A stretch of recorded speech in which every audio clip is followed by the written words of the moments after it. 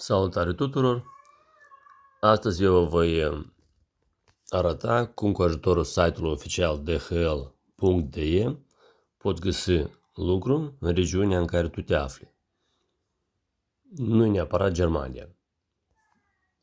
Deci, intrat în site oficial, listăm în jos până la carieră.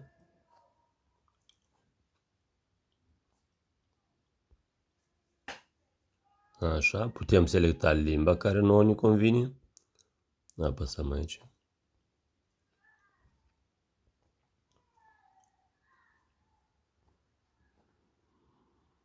Română. Poftim, locuri de muncă, DHL. Și pentru a face mai comod, pentru a ne orienta mai bine, găsim carta, locație, uite aici, așa, și mărim și vedem toate oportunitățile. Deci, și în România avem câteva oportunități, Grecia, cel mai mult e Germania, Franța, Spania. Hai să vedem aici ce e la noi. La întâmplare, oricare, ne uităm. Hai să vedem ce propune. Spaniola nu înțeleg, dar cifrele sunt peste tot una. Indicații nu văd de salariu. Hai să vedem altceva. Ce straniu, numai Germania indică salariile care le propune.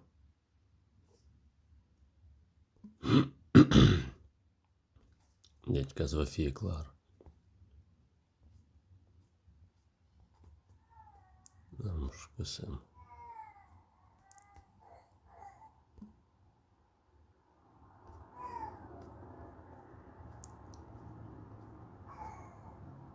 Uite așa. Hai să luăm Germania totuși, că în celelalte state mai greu merge. Uite aici. Așa, deschidem. Uite sumele sindicate în cifre. Deci, salariul la oră 17,60. Condiții, Urlaub, Geld, bla bla bla. Totul este. Locul de muncă. E transparent, adică în detalii arătați și cum. Nu ca la alții. Comparativ, da? Așa, asta a fost sudul Germaniei. Să mergem la nord. Unde e carta? Harta noastră de călătorie prin Germania. Locație, așa. Luăm nordul Germaniei. Hai să luăm egal, aici la să fie. Două oportunități. Salariul este, hai că e și post bot. Salariul 7,05. Deci acolo la 50 și 0,5. Condițiile cam aceleași, plus minus. Să vedem ce mai este.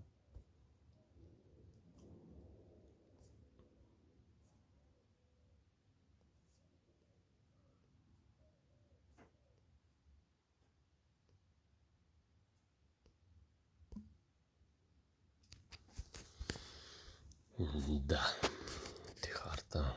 Hai să vedem ceva pe regiunea de Berlin. Sau centru ceva, pe aici.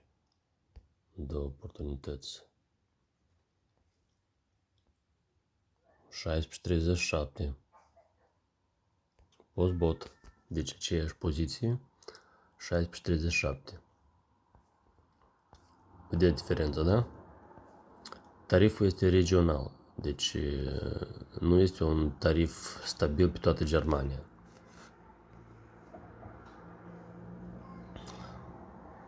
Hai să aplicăm. Așa. Dacă avem un Lebenslauf deja făcut, apăsăm aici, îl încărcăm și, deci aici îl apăsăm, îl încărcăm și am terminat. Dacă nu, atunci completăm manual. Completăm toate ferestruișile date. Deci, Herr sau Frau, domn sau doamnă, numele, familia, țara de unde locuiți, codul poștal, orașul, strada, e-mail, telefonul.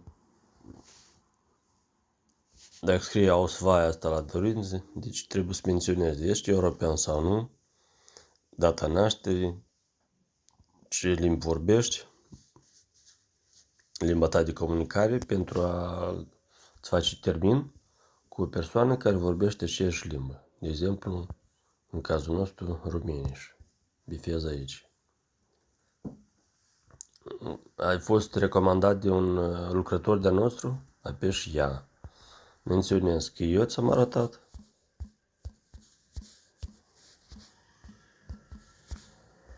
Anul nașterii.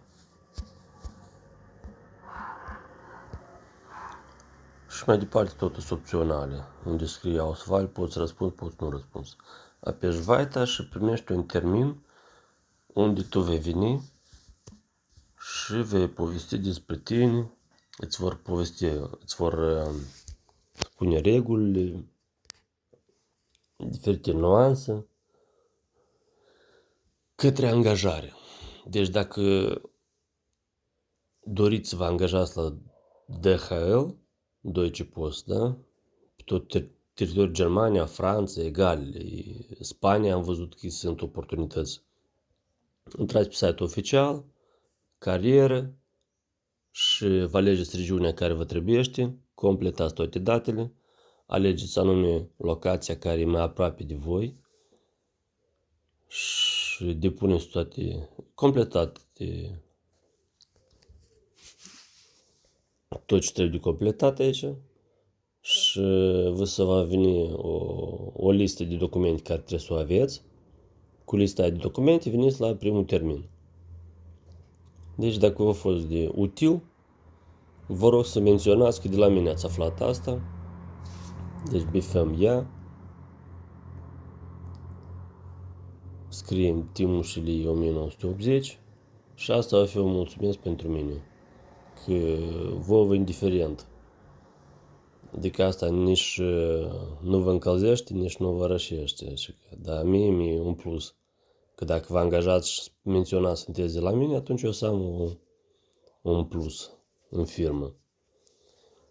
Pe parcurs mă gândesc să fac o serie de video doar pentru lucrătorii care deja s-au angajați, adică nu deja s-au angajați, pentru începătorii care se angajează, unde eu voi arăta, în privat, voi explica cum se lucrează cu scannerul, cu GPS-ul, cum de acordat, toate nuanțele astea vor fi. Este un proiect pilot și dacă voi îți doriți să încercați să lucrați la poștă, la DHL, cu pachete, atunci eu cred că va fi de folos acest video. Și ele vor fi numai în acces, numai pentru lucrătorii Deutsche Post. Așa politica companiei. Deci, dacă a fost util, vă rog să menționați, nu uitați și vă așteptăm cu plăcere. O zi bună tuturor, la revedere!